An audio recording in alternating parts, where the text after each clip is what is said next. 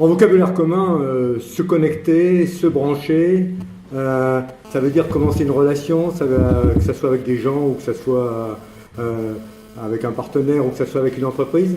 Et on sent très bien que derrière ça, il y a à la fois une opportunité, de nouveaux espaces de liberté qui s'ouvrent, mais en même temps, se connecter, se brancher, c'est peut-être le début d'un enfermement, d'une prison, etc. Et c'est un peu dans cette distance entre la connexion m'amène-t-elle à des libertés ou m'amène-t-elle à des enfermements que je vais raconter une petite histoire très rapidement.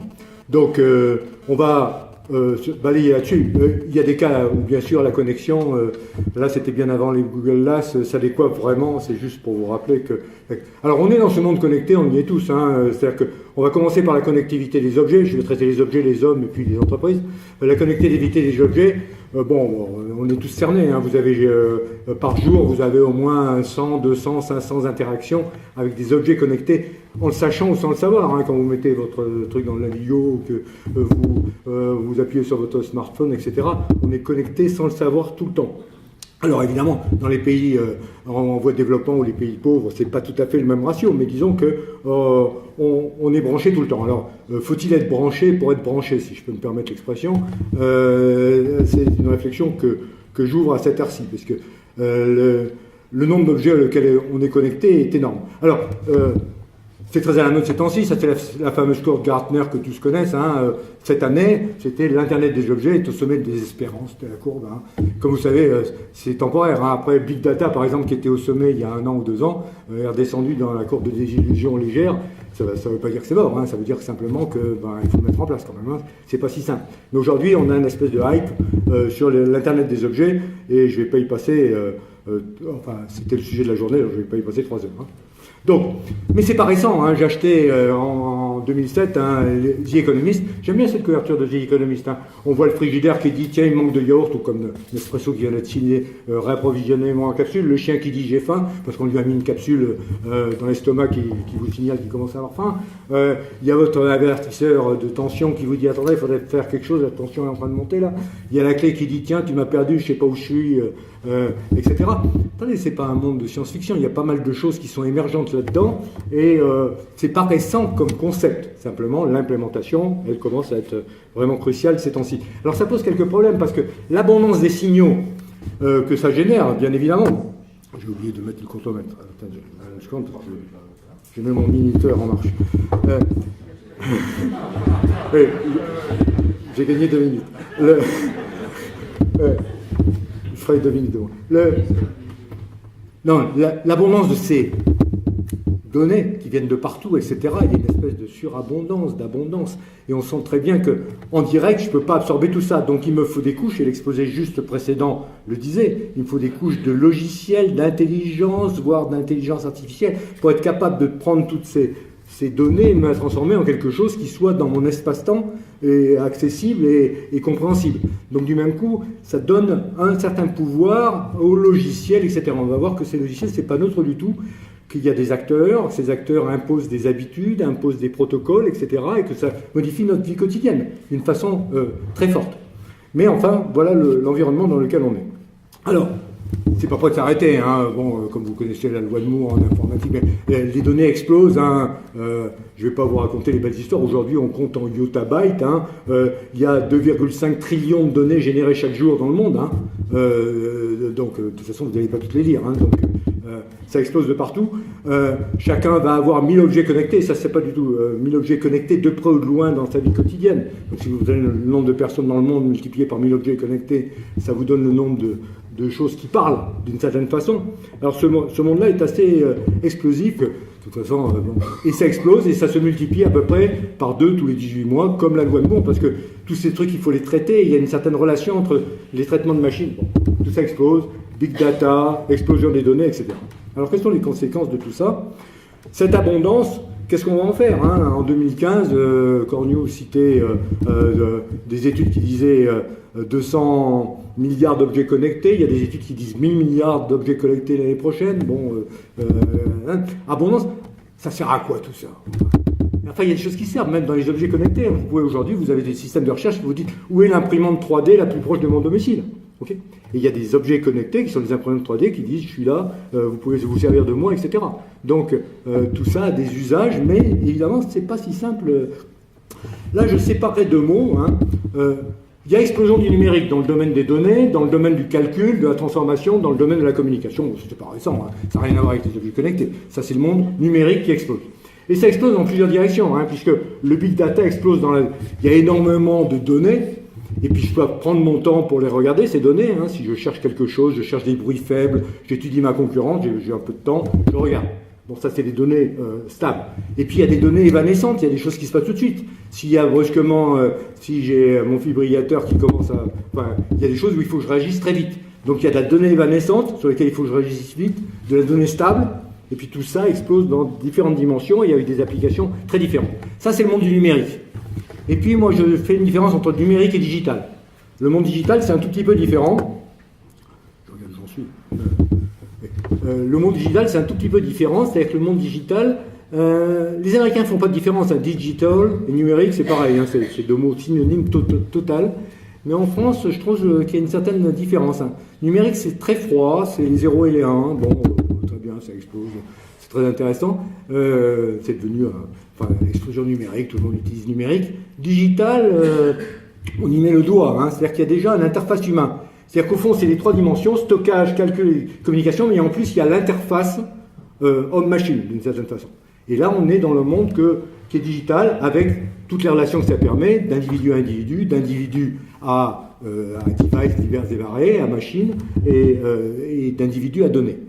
Donc cette petite différence digitale est intéressante à regarder sous certains aspects. Alors, caché derrière ça, dans la soute du numérique, il y a nécessité de standards. C'est-à-dire que quelque part, ces objets, il faut qu'ils se comprennent. Par exemple, Internet est en train de changer globalement, puisque désormais les adresses IP, c'est-à-dire ce qui vous permet de savoir que monsieur existe, etc., son numéro, va changer. C'était à 4 paquets de digits, maintenant c'est à 6 paquets, ça s'appelle IPv6, ok, tout le monde a une adresse à 6 beaucoup plus compliquée que l'adresse ancienne qu'il avait, sans le savoir, hein, parce que vous ne savez même pas votre adresse IP en général, mais enfin... Et vous êtes obligé de ça parce qu'il n'y a pas assez d'adresses pour adresser tous les objets du monde. Donc, c'est un des changements de standardisation qui sont impliqués par les objets. Et puis au niveau de la cuisine, comment on fait parler les RFID entre eux, comment ils parlent avec la machine d'après, etc. Là, il y a des tas de logiciels, de standards qui se développent, et c'est pas neutre du tout. Il y a quelques acteurs bien placés qui essayent de... Parce que définir un standard, c'est modéliser les habitudes des utilisateurs. Parce que quelque part, vos interfaces, ça sera la conséquence directe des standards qui sont devenus des standards de fait. Alors, il y a une concurrence depuis un moment, il y a un standard qui devient un standard de fait. Alors si je prends les standards de fait, ça structure toutes nos habitudes. Hein. Si vous faites ça pour agrandir votre image, c'est un nouveau standard qui a émergé, et au fond, c'est parce que c'est devenu un standard de fait qu'on a pris cette habitude. Donc ça change fondamentalement nos vies. Et si on ne regarde pas un peu ce qui se passe au niveau de tous ces standards, eh bien, il y a des prises de pouvoir qui se font autour sur nos vies, hein, par les gens qui définissent les standards et qui ne sont pas neutres du tout. Donc ça mérite, ça ne veut pas dire que vous allez pouvoir agir contre Google, contre je ne sais pas qui définit les standards, etc. On n'a pas tellement de pouvoir. Mais enfin, être conscient du fait que nos habitudes sont issues directement de standardisation, c'est quand même un point de vue qui mérite d'être regardé et qui est une conséquence directe des objets connectés. Alors parlons un peu des hommes, parce que bon, c'est bien gentil les objets avec tous ces problèmes-là, mais il y a aussi l'humain. Là, évidemment, on est dans un monde explosif avec connexion de tout le monde à tout le monde. Ça pose des problèmes. Hein. C'est l'irruption des médias d'une certaine façon. Ça n'a pas attendu les objets connectés. Hein. Déjà, un des gourous bien connus que certains d'entre vous connaissent, qui s'appelait McLuhan, disait que le médium, c'est le message. Hein. C'est-à-dire que quand je demande à ma petite fille « Qu'est-ce que tu as fait hier? À quoi tu as joué ?» Elle dit « J'ai fait de l'iPad. » À quoi tu as joué? J'ai fait de l'iPad. Donc c'est le média qui est devenu le message. Hein. C'est pas le jeu qui l'intéresse, c'est le fait qu'elle ait fait de l'iPad. J'ai fait du Facebook, j'ai regardé la télé. Qu'est-ce que vous avez regardé? Je ne sais plus, mais j'ai regardé la télé. Bon. Donc c'est le média qui est devenu le message. Et ça n'a rien à voir avec les objets connectés. C'est quand même une des concurrences, une des composantes du monde, okay, le fait que le média risque de devenir le message. Et ça, c'est une vigilance, disons, que l'on peut garder dès qu'on s'intéresse à ces sujets-là, du point de vue de l'homme, des relations de machine.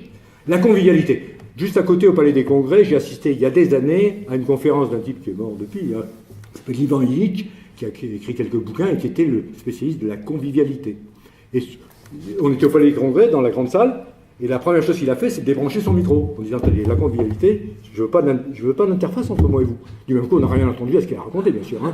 Mais, non mais, attendez, je raconte l'histoire de façon un peu subversive, mais ça a quand même du sens. Hein. C'est-à-dire, entre nous et le monde, on est toujours, et c'est Henri Paul qui disait la phrase, on est toujours au moins à 3. Enfin bon, vous allez me dire, il y a des fois où on est peut-être à 2, mais disons que mais il y a des chances qu'il y ait toujours un nuage entre nous, si je puis dire, hein, si je peux me permettre le jeu de mots. C'est-à-dire que je suis en Skype, j'ai quand même l'interface entre moi et la personne à qui je parle. Je suis au téléphone, c'est moi, la personne et le téléphone.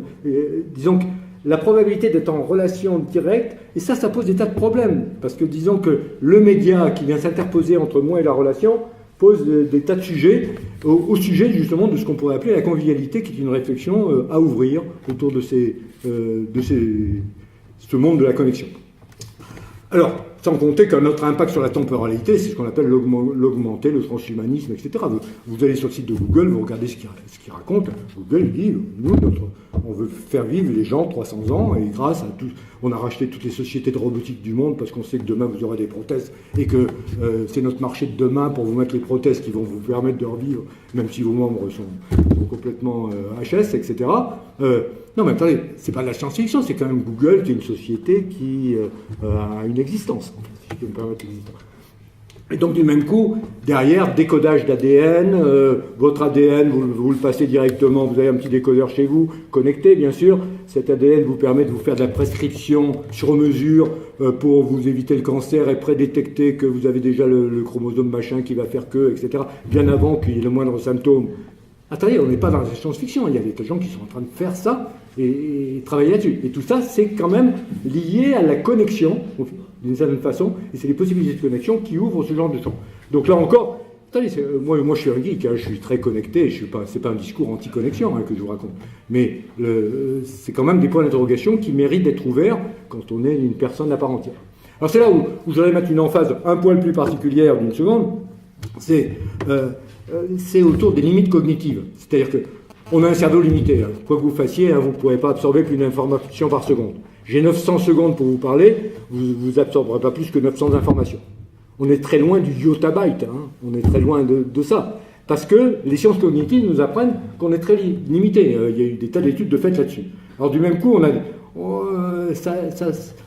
énormément d'informations, et il va me falloir des interfaces. Hein. Je ne peux pas en absorber plus d'une par seconde. Comment est-ce que je vais faire la démultiplication entre ce milliard d'objets et mes décisions? En plus, j'ai une espèce de dictature du temps réel qui vient me marteler qu'il faut être en temps réel. Il y a même des sociétés, genre Atos, qui disent plus de mails, hein, je veux que les gens ils se parlent directement, parce que les mails c'est des files d'attente, ça reste en train de dormir, etc. Il faut que les gens ils soient en relation assez directe. Alors là, il y a une espèce de terrorisme. Hein, c'est-à-dire que pour les petits jeunes, hein, si vous n'êtes pas là, si vous n'êtes pas au bout du chat, vous n'existez pas. Hein, c'est-à-dire que on n'a plus le droit au temps différé, on n'a plus le droit au temps de la réflexion, ok. Et là, ça pose une interrogation hein, sur du fait de nos limitations cognitives, comment est-ce qu'on peut se garder le temps de réfléchir? Comment on peut se garder le temps de ne pas être temps réel par rapport à ce monde intrusif? Comment on peut gérer ces files d'attente, se mettre sur messagerie au lieu d'être en accès direct, okay? Comment on peut avoir le droit, sans culpabiliser trop, de procrastiner, c'est-à-dire de laisser tomber les trucs, etc. Il y a une telle... ce sont des bonnes questions. Voilà. En plus, on a de plus en plus de gens avec qui on est connecté. Hein. Vous savez qu'avec Internet, on est à moins de 6 distances de n'importe qui dans le monde. Donc tout le monde peut être connecté avec tout le monde. Vous avez au moins de 500 amis sur Facebook, sur LinkedIn, sur je ne sais pas quoi. Mais les sciences cognitives, là encore, nous disent que notre maximum de capacité de communication avec des gens, c'est 150 personnes. On ne peut pas entretenir un réseau à plus de 150 personnes à un instant donné. Donc ça veut dire que c'est le nombre de Dunbar, il y a des études qui sont connues là-dessus. Donc du même coup, ça crée une culpabilité en disant « je suis connecté avec des tas de gens, mais au fond ça sert à rien ». Donc connecté, quelque part, je suis connecté, mais ça ne me sert pas. Voilà. Dernier point, connectivité des processus. Alors, quand on est un peu systémicien, parce qu'on ne peut pas être processus sans être systémicien, et qu'on écoute des gourous, je suis en train de suivre un MOOC là, de l'ESSEC sur la systémique qui dure 6 semaines, où c'est Morin qui parle à plein temps, et Morin, un de ses discours, c'est relier, il faut relier, et c'est intelligent, hein, systémique, un organisme est plus intelligent quand il est capable de s'alerter de ce qui se passe ailleurs, et donc plus on crée de liaisons, et bien plus on a la possibilité d'être intelligent. Simplement, dans cette hyper-liaison, c'est un peu contradictoire avec les limites cognitives que j'ai tracées. Si on regarde l'entreprise, tout est interconnecté. Nos processus, puisqu'on est au club des processus, hein, nos processus, on peut les regarder comme des machins indépendants qu'on étudie, qu'on cartographie, qu'on informatise, qu'on sait rien. Mais en réalité, tout est un système, tout est interconnecté. Les frontières sont poreuses, tout sur tout. Ça, c'est une espèce d'interrelation simplement des processus. Et au niveau des processus, les questions à se poser sur ces problèmes de connexion, bien évidemment, l'Internet des objets et tout ce genre de choses va révolutionner des façons de faire de certains processus et on va être obligé d'en tenir compte.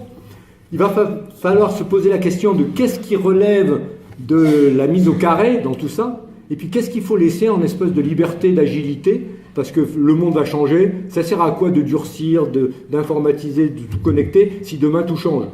Donc là, il y a un point d'équilibre à trouver entre ce qui doit être durci et ce qui doit être laissé en degré de liberté. Voilà un peu des problèmes pour les pilotes de processus d'une certaine façon. Et, dernier point, en inter-entreprise, puisque c'est un des sujets, l'inter-entreprise, ne croyez pas que le jeu soit neutre. Hein. Dès qu'on se connecte inter-entreprise, il y a toujours des gros et des petits, il y a des jeux de pouvoir. Et les standards qui sont émis, lorsqu'on dit tiens, on va faire de l'ECR entre la grande distribution et puis les fournisseurs de la grande distribution, tiens, on va faire du SAP qui communique entre la boîte A et la boîte B, etc. Tout ça, ça se parlait très facilement. Eh bien, les gros ont quand même des façons de faire des pressions sur les petits en disant si vous n'avez pas SAP, moi je ne vous prends pas comme fournisseur, si vous êtes passif, etc. Et que fait la PME quand il y a un type qui dit soyez SAP, l'autre qui lui dit soyez Oracle? Je ne peux pas avoir les deux sur mon système, qu'est-ce que je fais? Je perds mes marchés, etc. Donc, il faut voir que les connexions inter-entreprises posent derrière des problématiques de bataille de pouvoir extraordinaires. Je m'arrêterai là et je vous remercie de votre attention connectée.